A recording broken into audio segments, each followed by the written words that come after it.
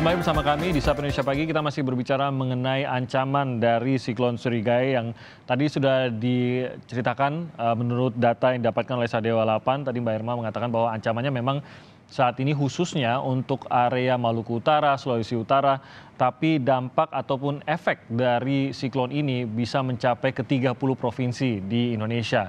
Mungkin bagi Anda yang berada di Jakarta, Anda mengalami hujan pada sore hari, hujan yang cukup deras tapi berlangsung sebentar, itu pun adalah ternyata efek dari ekor siklon Surigai ini. Jadi 30 provinsi setidaknya harus waspada terhadap dampaknya.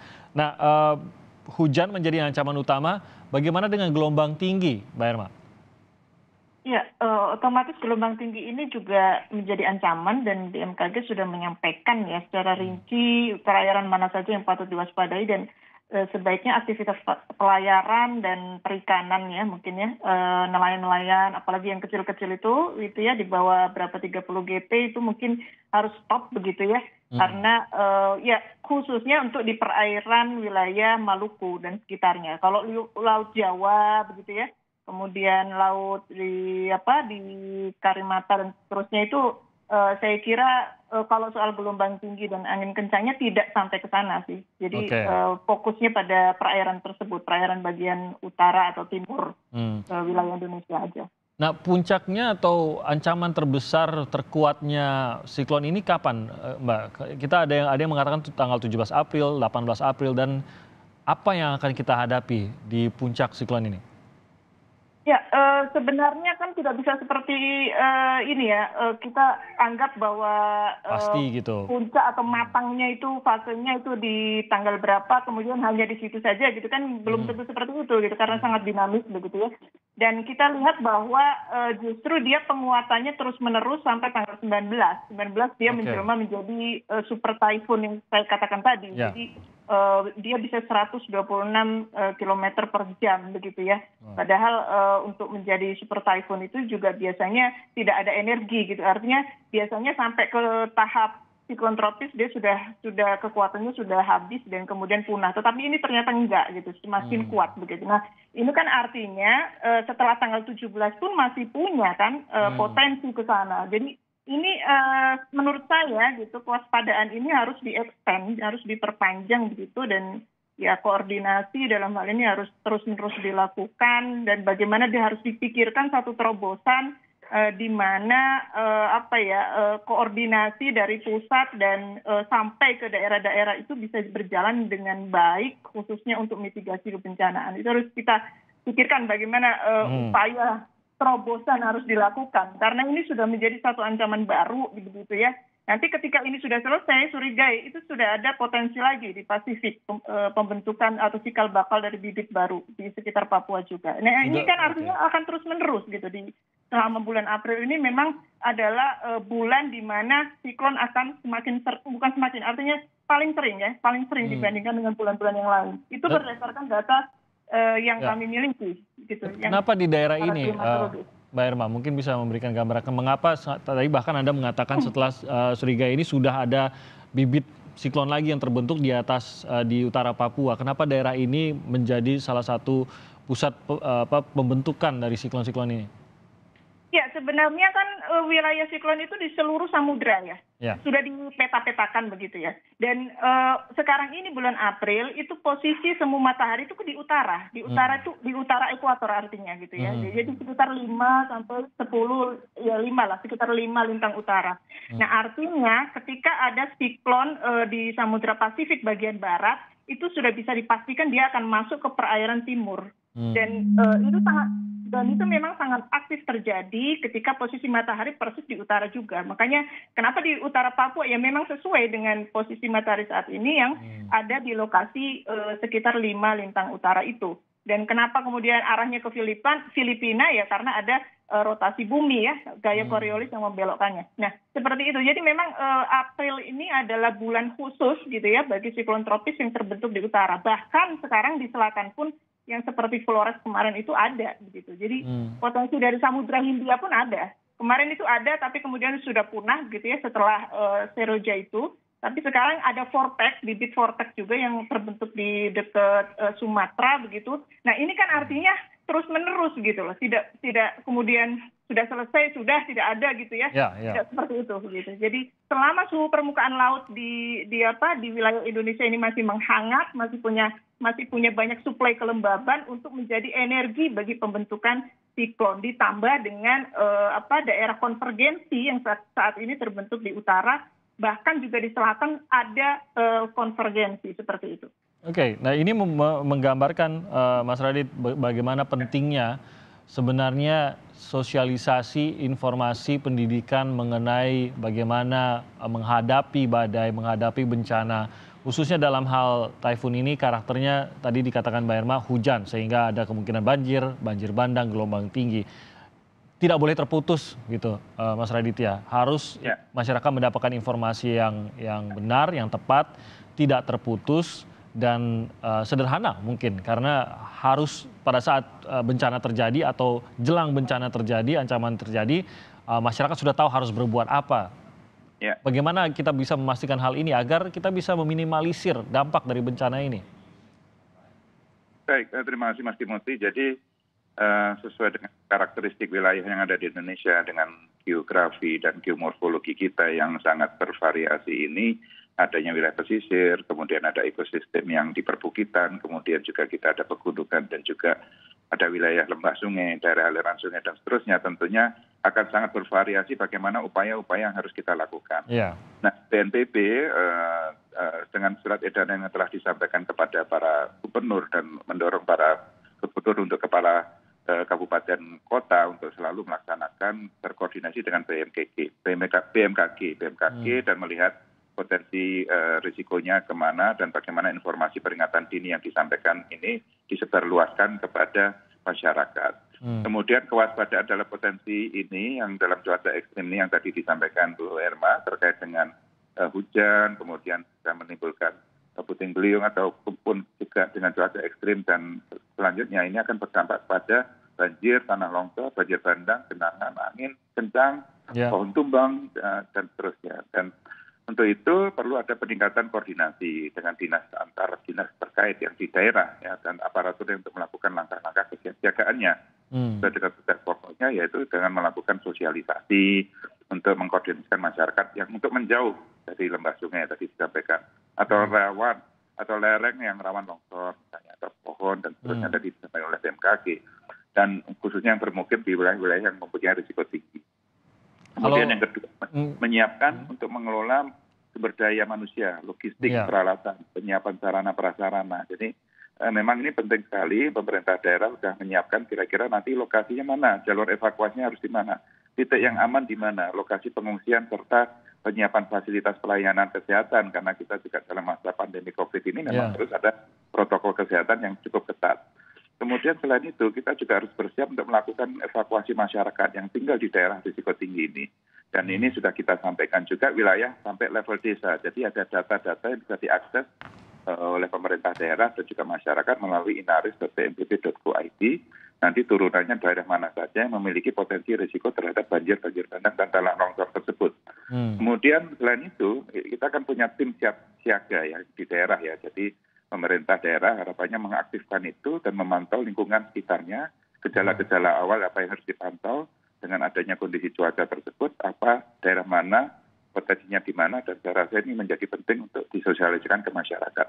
Selain itu, Pusdal Ops di daerah atau pusat pengendalian operasi yang terkoneksi dengan pusat, dengan data informasi yang ada di pusat, dengan komunikasi kelembagaan yang terkait, termasuk pusat dan provinsi, kabupaten, dan sekitarnya.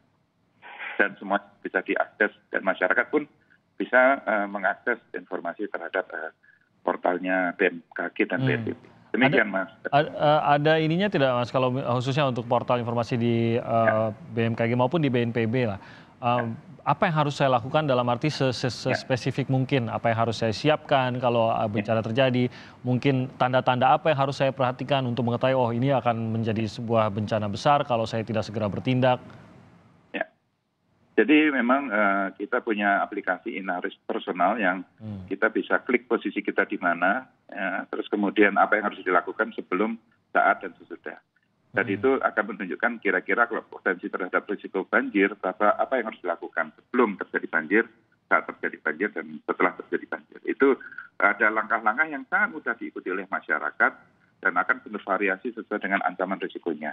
Jadi itu bisa disampaikan juga dan masyarakat tentunya bisa langsung akses kepada inaris.bnpb.go.id dan sekaligus inaris personal yang bisa diaplikasikan langsung oleh masyarakat. Oke, berarti dari website maupun dari aplikasi itu mengikuti posisi ya, posisi dari si pengaksesnya itu sendiri ya. Jadi ancaman-ancaman bencana yang mungkin terjadi sudah sesuai dengan posisi kita pada saat itu, begitu ya Mas Raditya? Risikonya, Mas. Jadi potensi risikonya. Jadi nanti tinggal ditimpalkan dengan misalnya kaitan sama cuaca ekstrim ini ya kira-kira potensinya kan banjir bandang, tanah longsor. Jadi nanti masyarakat bisa klik posisi saya di mana, oh ini potensi sedang dan tinggi, risikonya sedang dan tinggi, berarti saya harus melakukan langkah-langkah. Berarti yang harus didorong sekarang justru proaktifnya masyarakat ya, agar proaktif mencari informasi tersebut juga karena tersedia informasinya begitu Mas Radit mungkin ya, agar masyarakat bisa benar-benar mengetahui bagaimana mengurangi dampak bencana kalau terjadi di wilayah mereka. Mbak Irma, berarti bisa dikatakan apakah kita harus terus mewaspadai potensi terbentuknya siklon lagi dan lagi ini untuk beberapa bulan ke depan atau sepanjang tahun atau bagaimana Mbak Irma?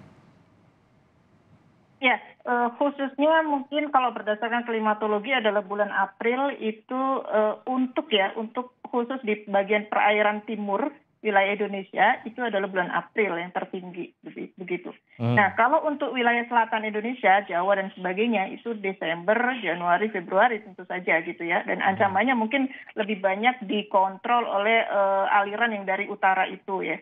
Dari Selat Karimata atau Laut Cina Selatan begitu. Jadi beda sebenarnya. Nah, khusus untuk siklon tropis ini itu sepanjang musim peralihan ini, jadi April sampai Mei mungkin sudah agak frekuensinya tidak setinggi April. Oleh karena itu saya kira harus ada spesifikasi bencana misalnya ya, karena kita sudah menyadari dan lesson learned dari Flores, mungkin siklon tropis ini harus dijadikan satu bentuk mitigasi kebencanaan baru dalam arti bahwa level-level siklon tropis harus diinformasikan begitu ya, peningkatannya dan dibuat dalam bentuk yang bisa mudah dipahami oleh masyarakat khusus untuk siklon tropis. Menurut saya itu perlu. Mengapa? Karena apakah ada di daerah tersebut yang punya efek atau dampak dari siklon tropis khusus karena ini adalah satu bencana yang dia menimbulkan multiplier hidrometeorologi gitu, disaster. Karena di dalam satu kejadian siklon tropis itu ada hujan deras, ada angin kencang, ada bandangnya juga begitu ya. Kemudian ada gelombang tinggi dan lain-lain. Jadi ada sekaligus 3 sampai 4 gitu ya, 4 kejadian ekstrim di situ termasuk puting beliung gitu ya. Nah, sehingga apa? Sehingga ini harus jadi perhatian khusus menurut saya gitu. Pemetaan terutama ya. Pemetaan, dimulai dari pemetaan dulu gitu. Siklon tropis berada di mana saja dan sebagainya. Mungkin pendekatannya hampir sama dengan tsunami saya kira. Karena ini katastrofik ketika gitu ya bibitnya tumbuh di perairan Indonesia dan kemudian menjadi bergerak menuju ke darat begitu ya. Seperti yang kita lihat di NTT kemarin. Sehingga itu menurut saya perlu ada saya kira tambahan khusus lah ya.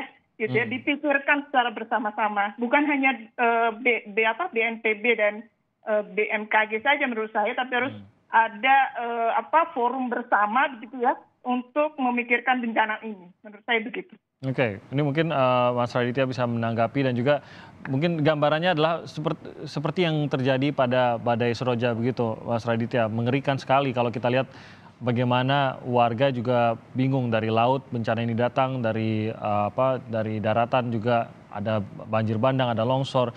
Jadi kami harus kemana? Mungkin ini juga menjadi hal yang harus sudah ada jawabannya sebelum bencana mengancam, Mas Radit. Ya, terima kasih Mas Timothy. Jadi belajar dari NTT ini tentunya nanti ada kaitannya sama tata ruang, ada hubungannya dengan kerusakan, ada hubungannya dengan infrastruktur dan kementerian sektor yang lain tentunya akan sangat penting untuk bisa bergabung. Dan sebetulnya kalau kita perhatikan dari kejadian NTT kemarin juga perintah Bapak Presiden telah menyampaikan juga untuk koordinasi antar kementerian lembaga untuk mendukung bagaimana masalah upaya penanganan daruratnya dan sampai akhirnya upaya mitigasi dan upaya antisipasi kalau itu akan terjadi lagi. Jadi memang belajar dari NTT ini khususnya terkait dengan siklon, memang harus ada keterpaduan, kolaborasi semua pihak. Jadi tidak hanya BNPB, saya sangat setuju sekali karena misalnya kita bicara terkait dengan kerusakan jembatan, antisipasi upaya bagaimana melakukan penguatan infrastruktur kalau itu terjadi siklon dan seterusnya, atau di mana lokasi evakuasi yang aman bagi masyarakat. Itu kan saya rasa perlu dipertimbangkan juga dari segi tata ruang. Kalau kita bicara tadi, Mbak Irma menyampaikan seperti tsunami, gelombang tinggi yang bisa menyebabkan katastrofik ini, kita mau lari kemana? Lingkungan ini yang akan menjadi di level masyarakat. Nah, ini saya rasa penting untuk melakukan edukasi sekaligus kesiapsiagaan dan kewaspadaan ini.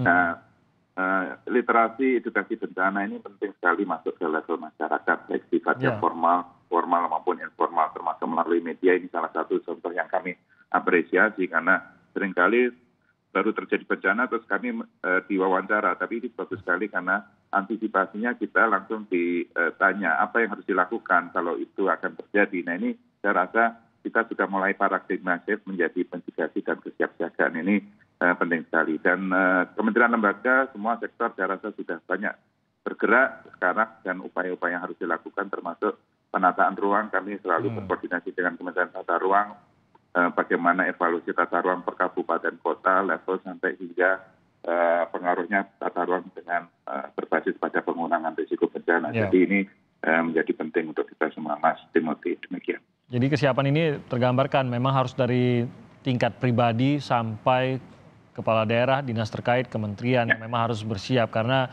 ada hal-hal yang bisa dilakukan oleh kita pribadi sebagai orang yang hidup di tengah area yang rawan bencana, tapi ada hal-hal yang memang harus dibantu juga oleh kementerian terkait, dinas terkait untuk bisa membantu mengurangi dampak dari bencana ini. Kita bersiap-siap tapi kita berharap semoga dampak dari siklon ini tidak seburuk yang diperkirakan dan kita bisa memitigasi dampaknya. Terima kasih Mbak Irma Yuli Hastin, peneliti dari Lapan, dan juga Mas Raditya, Kepala Pusat Data dan Informasi dari BNPB. Semoga sehat-sehat terus Mbak Irma dan juga Mas Raditya. Terima kasih, Mas Timothy. Terima kasih banyak, Mas. Selamat pagi, terima kasih.